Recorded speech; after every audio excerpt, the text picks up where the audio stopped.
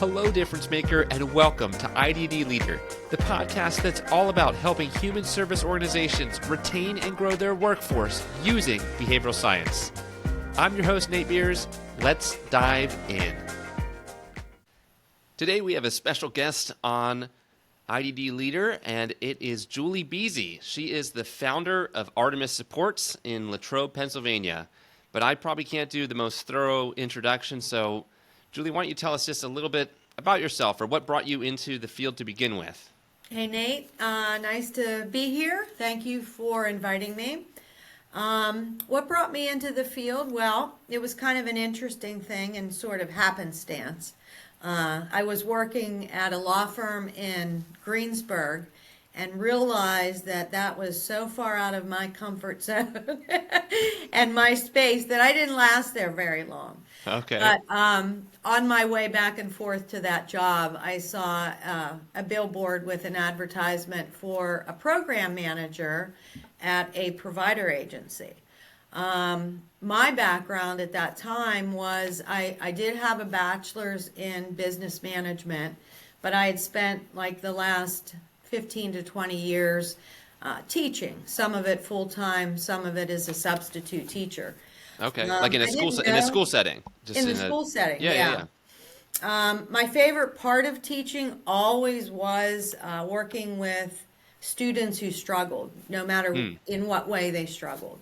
Whether it was behaviorally, they were the bad kid, or they struggled academically, that's where my strength was. Okay. I did a lot of tutoring, one-on-one work, in-home work, stuff like that. So when I saw the sign, I was just drawn to it and thought, well, this is brand new to me. I didn't know anything about the industry, but I had those skills to bring to the table. And thankfully, the woman that interviewed me and hired me saw those transferable skills and was willing to teach me all the rest. Yeah. And in fact, she and I are still very close today. Oh, nice. Her name is Rose. And one of the things that she said that interested her was I had another company that I had started and failed, and I had written a book, and I had done all kinds of things like that. And she wanted to kind of bring those types of skills to the table, knowing I can teach rules and regulations and things like that, but I have to look at that part of the person and get what I want. So the rest is history. Okay. How many years have you been in the field now then? So now I've been in the field for 10 years. Okay. I wasn't there very long when I realized this was my niche. And it was so interesting to see my own career path that started out in, business, and I was hired as a program manager. So there was a lot of business there. And then I went into teaching, and then I landed there, and I did a lot of teaching in the sense of teaching my staff and working with the case team and learning a lot from them. And so I really, really felt I found my niche there. No, that's awesome. And it's kind of funny that the way that you you saw a sign. That's how you came into the field. Yes, and it was quite an literally accident. a literal sign. Yes, that's kind of funny. You got it. So then, now I know we talked before the recording started a little bit, but you founded an organization, Artemis, and that was. Was that 5 years ago, around 5 years ago that you'd started that? Yep, I began the process in 2019, and we opened our doors January of 2020, 3 months ahead of the pandemic. That's everything shuts down. Yeah, okay. Yeah. And just real briefly, what does Artemis Supports do? Like, what kind of a provider are you? So we provide supports for individuals with an intellectual disability. I like to say we support them on their journey of life. So we provide a service where we teach goals of independence and just help them to be as independent as they want to be, as they're able to be within their life's preferences, right? Yeah. And we all have different ideas of what I want to be independent with, right?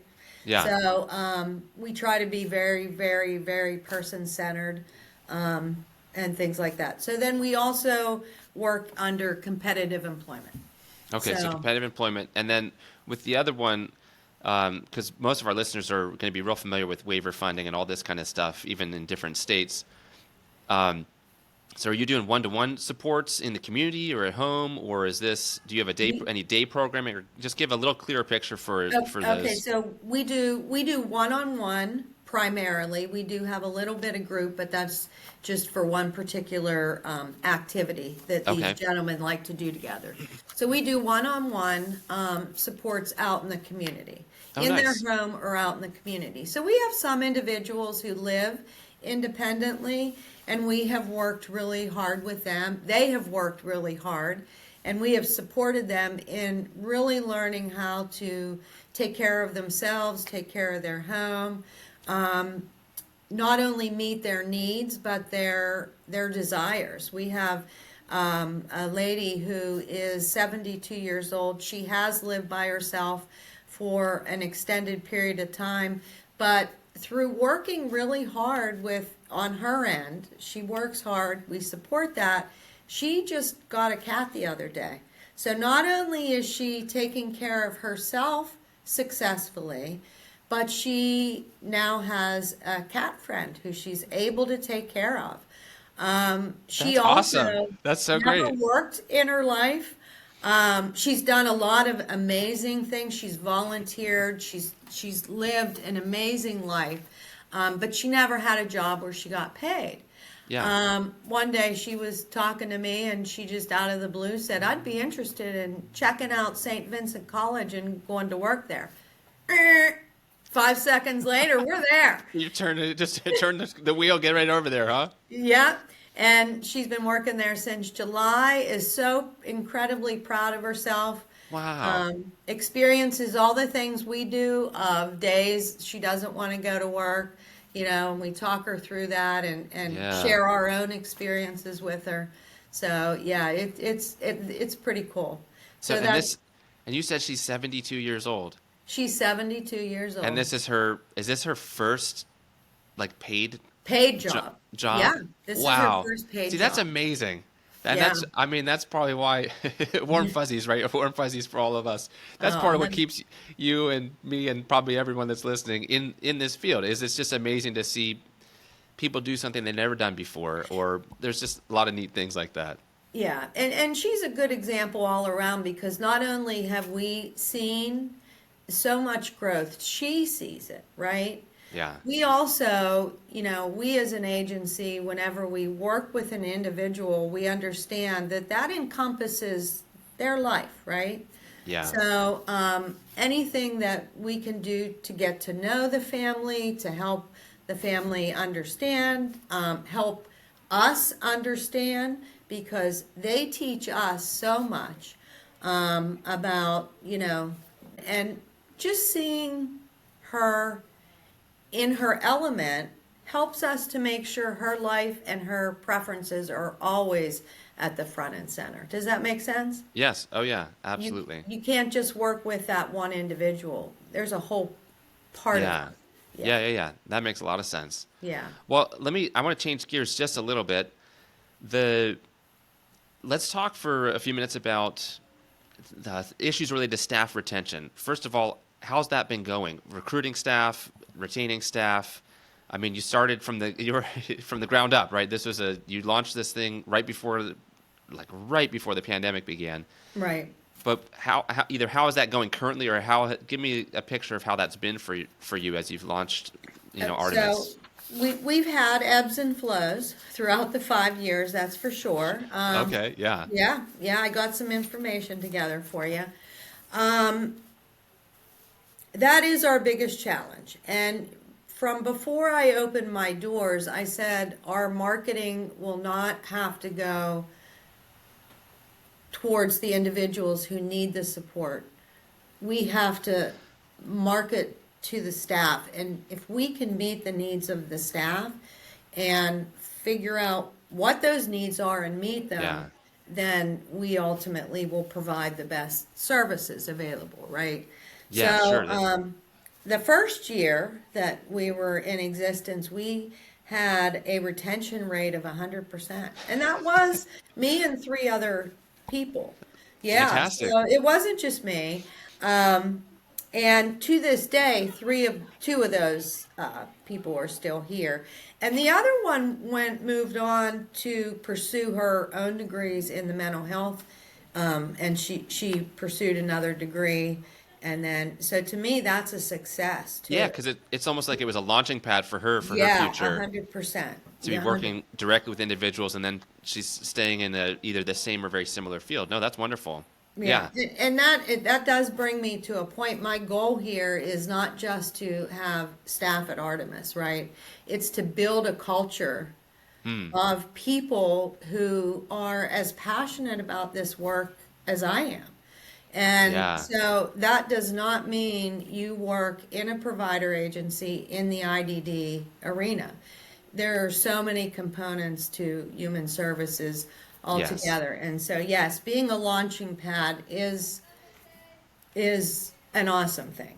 Yeah, that's Um, fantastic. So yeah, yeah. so share a little more. So then, Okay. you know, So you then 2021 came along and our retention rate was 33%.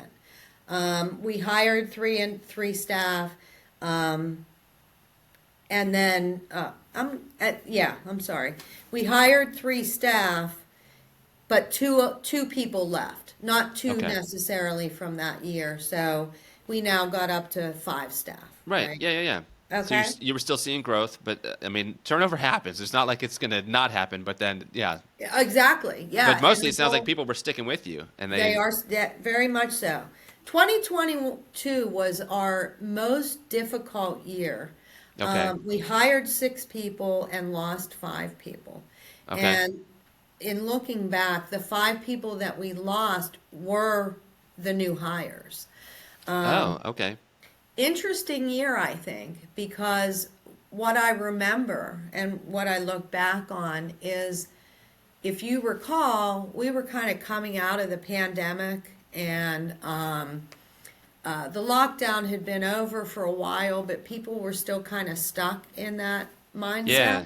I think if I remember, it was sort of like a masks on, no masks off, no masks on kind of year or something. Was that? Are we Yeah, talking about the same time that frame? was like 2021, and then 2022 kind of held everybody back to being accountable. Oh, The, okay. the Okay. workforce, you're coming back, Gotcha. unemployment's gone, all that stuff. Yes. The majority of those were people who came on thinking, I'll take this job, but I really won't have to work. And it was like there were people who they wouldn't go to meet and greet individuals. Okay. They had one excuse after another. It was just quite interesting. So it's Um, almost like, if I can, if I may, it's almost as if they never really, I think Never had any intentions they of never really working to intended to. begin with. It's almost as if they just didn't get weeded out in the interview process, because I'm sure they could have easily presented like they're going to show up to work, but A then that, 100%, a but yeah, hundred so percent. it's almost like the just getting them forward at the beginning Yeah. just it never took off. I guess what I'm trying to say. It sounds like, if I'm hearing you right on that. Exactly. It was Okay. it was just quite and to be honest, I do recall that year we began working with a few individuals who also were struggling with getting back. Well, a lot of our folks were struggling with getting back into society, and that was right about the time when that was. Yeah. Um, you know, so. Okay. 2023 was we had a 50% retention rate that year in that we hired four and lost two.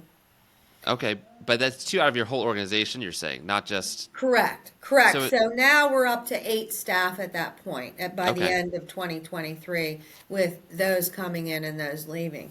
Yeah. At the very beginning of 20 and so like at the end of 2023 I'm beginning to see, with eight employees, eight coworkers, Yeah. this I now can't do all of this. We probably had about 10 individuals that we were trying to, that we were providing services for. And even at that level, that was too much for me to maintain. Mm-hmm. So at the end of 2023 is when I began to build my leadership team. Yeah. So Artemis does go by the model that we certainly want to hire from within if possible. So all of any need that I was trying to meet, I engage all of my coworkers very much. We at that point were meeting every other week. So they knew what roles we were trying to fill, and if there was an interest, they certainly had the opportunity to move up. But Yeah. I have also found that a lot of people who do DSP work, that's their comfort place. So Sure. in the care, I think I'm one of them. Okay. That's where I'm most comfortable is Yeah. working with folks, to be honest.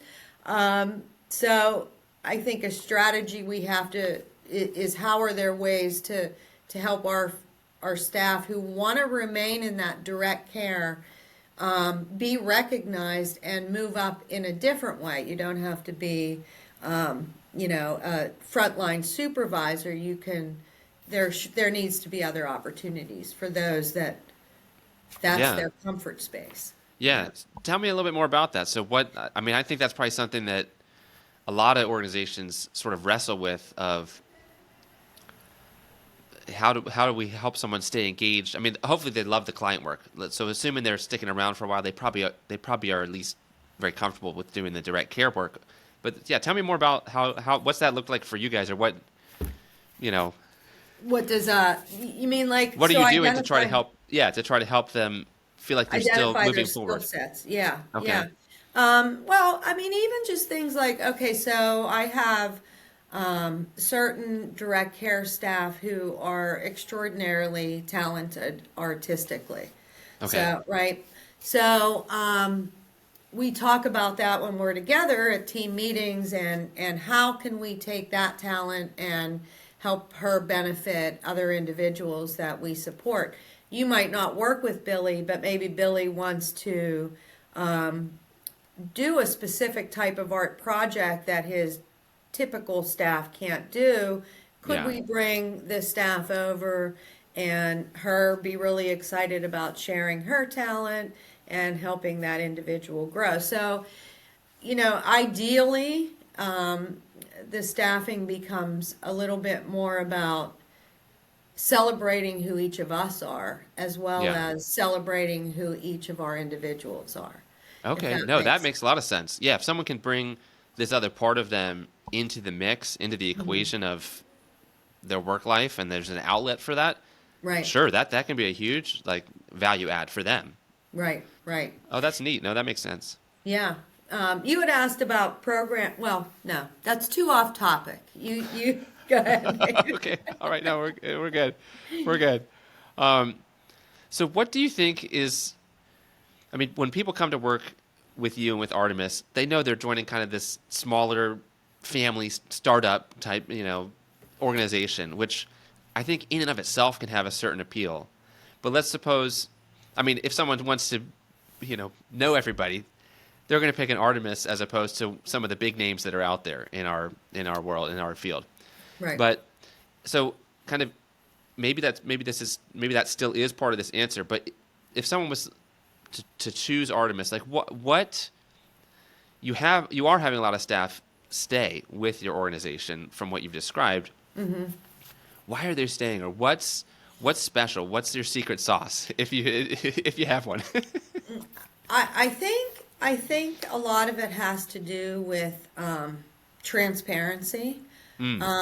Developing, as I said, I don't want to just be here in the moment and gone in 5 years. I want to develop a culture. So with that culture comes developing in everybody an understanding of how the industry works.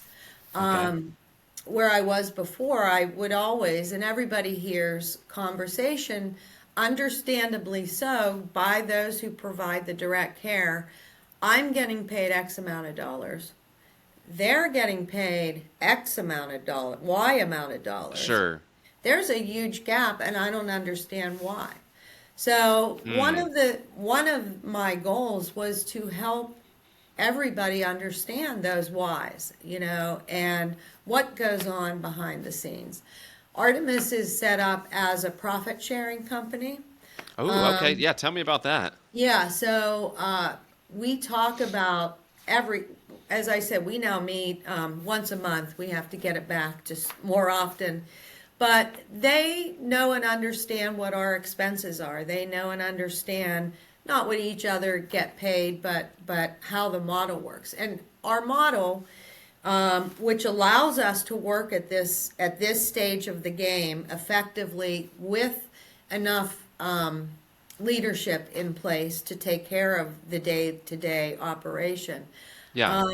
So our model is such that everybody from the top, from the CEO across, Yeah. not down, across, Okay. CEO cross. I got you. I'm tracking.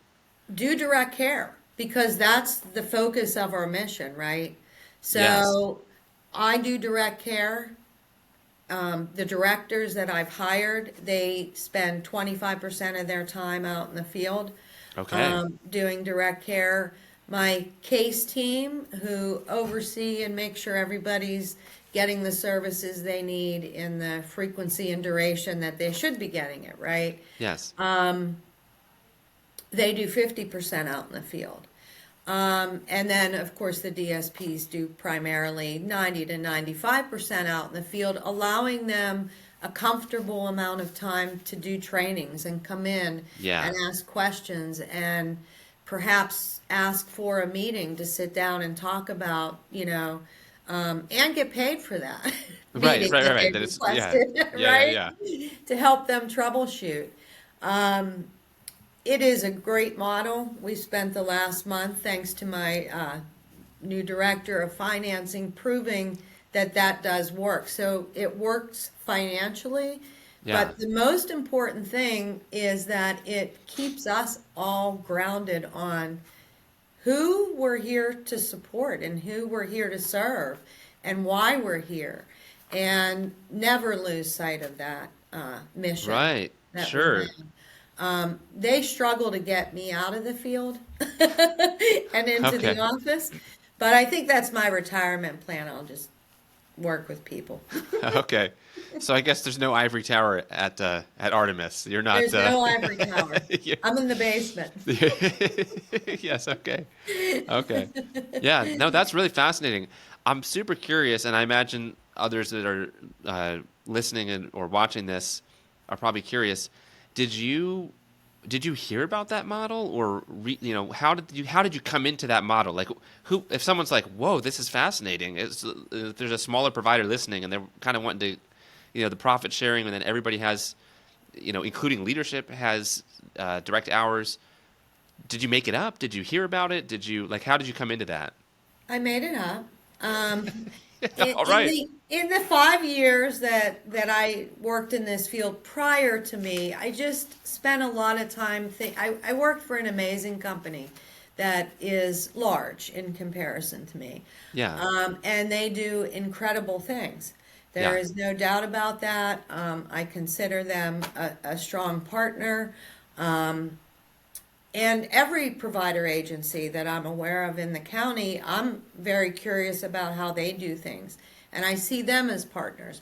But the Yeah. one thing, I'm kind of a problem solver and creative in a way. Yeah. The one thing I kept thinking about is a small company can do this different so that we can put the Yeah. direct care staff at the front and center of the organization. Always remember that they are the heart. Yeah. And I just wanted to see how that would work. So it's like a big experiment then. It's like a big experiment in which I realized last year that this has gone beyond the experimental Okay. stage. Yeah, I mean, you're 5 years in. How many staff do you have now? That you did So you there are 18 of us 18. total. So you've scaled it to from you and one other to up to 18. That's amazing. Congratulations, Yeah. by the way, on that. Yeah, yeah. Last year we hired 12. I hired so one of my directors that I hired was a director of HR. And Mm. so, I mean, that was last year was a real big eye opener for me from beginning to end on what needs I need to fill as an agency to keep things growing and moving. Yeah. One of the things that we as an agency commit to is building capacity. So, Hmm. I take those things that I committed to pretty seriously. So I don't want to grow to where we're no longer individualized. But Okay. I do want to increase. I mean, there's a wait list of people out there, Oh, right? sure. Oh, So absolutely. I don't want to ever stifle growth. I just want Yeah. it to be healthy growth, right? Hmm. So we hired a director of HR. He started in February. His main focus for the first year was to recruit and help us think through, be eyes and ears and think through the retention piece. Yeah. So, Yeah. Yeah. Yeah. Well, can I that's tell you a little something about that HR guy? yes, you may. He happened to be my son. Oh, there you go. Yes, yes. So, but there again was a good example of he was a person who had never worked in this field, right? He had the skills that I needed in the moment, Uh-huh. which was recruitment, retention, working with interns, coordinating events, all that kind of stuff. Okay.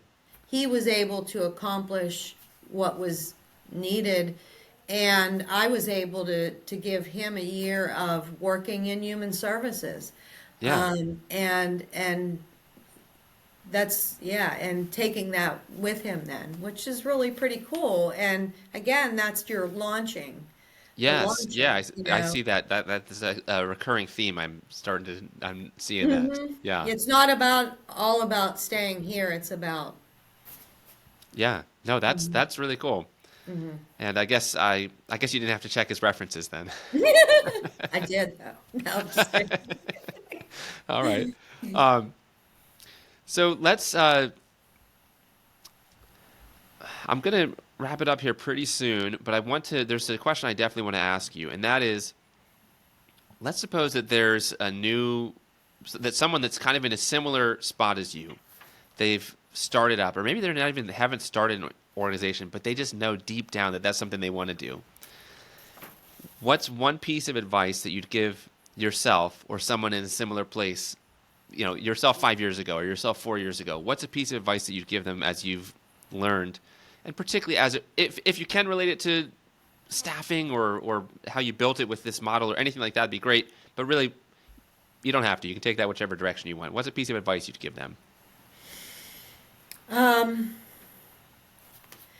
I think maybe just in starting a business in general, Okay. is that the Sure. direction you're going?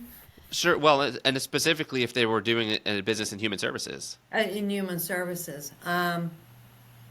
If you're going to work in human services, you have to be very passionate about what you do. Okay. So yeah, well, let's assume that they already are working in human services. They've just launched a human service organization. What would you what would you encourage them with, or what's a piece of advice you give them in that scenario? um, I'm sorry. I'm stumped on the It's way. okay. It's all right.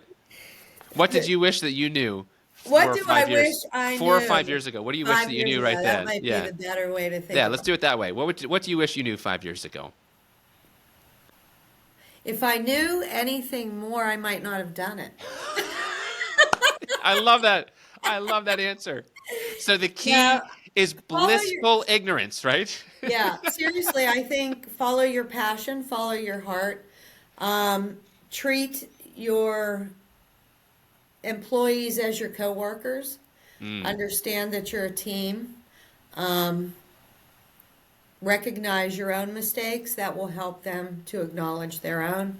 Um, one of my goals was to create a safe place to work, okay. where a place where people can learn and grow.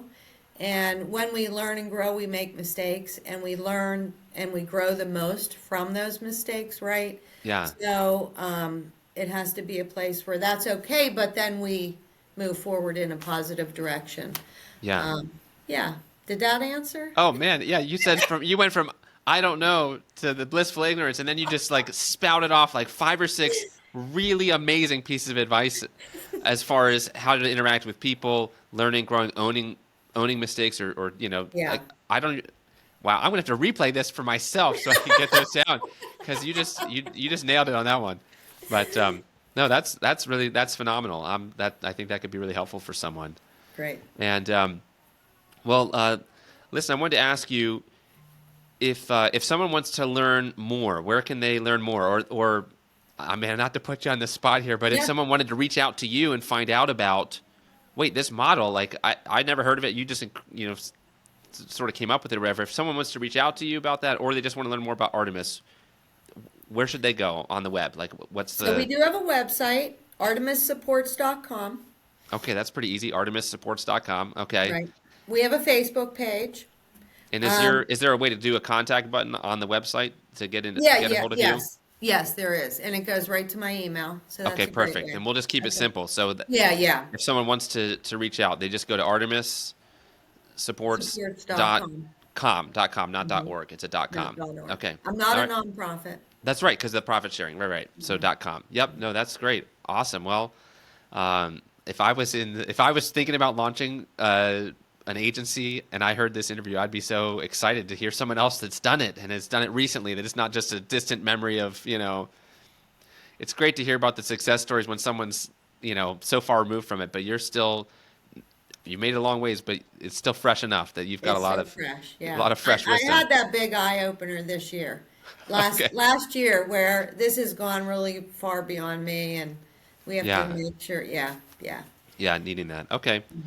Wonderful. Well, thank you so much for being on the show today, Okay, and Nate. all the best. All right. Thank you. Thank you for having me. Wow, what an amazing interview with Julie. I learned a lot. I certainly hope that you learned a lot. And fascinating that she created a model where there's this profit sharing for DSPs. Amazing. Now, I recognize you might be working in a nonprofit.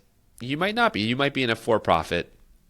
But even if you're in a nonprofit, I really believe that there are ways to create buy-in. Sure, it's not profit sharing, but where individual effort makes a difference in a result, whether that's a financial benefit or an incentive program or different things like this. And I believe that could be part of the key to her success, and certainly just having regular communication, that transparency. Wow, there's just so much that she talked about. Really, really helpful. My encouragement is for you today, figure out one way to get more buy-in from your DSPs. Just pick something that you can do to get more buy-in, and that will start to chip away at the high turnover rate that you may be experiencing. Or even if you have low turnover, it's going to help keep your staff very engaged. I also, on a different note, have got something for you. It's a free guide. It's the top 10 questions to help you solve DSP turnover. All you got to do is go to iddleader.com/top10, TOPTEN, the word 10 spelled out. And you can download a free copy today. Hopefully that will help you out. And also, I have a small favor to ask. If you found this podcast helpful, would you consider, please, share it with somebody? There's got to be somebody you know that would benefit from hearing this interview with Julie and the work that she's doing at Artemis. Share the podcast with that person. Until next time, I want to say this. Here's to you, difference maker. Keep up the amazing work.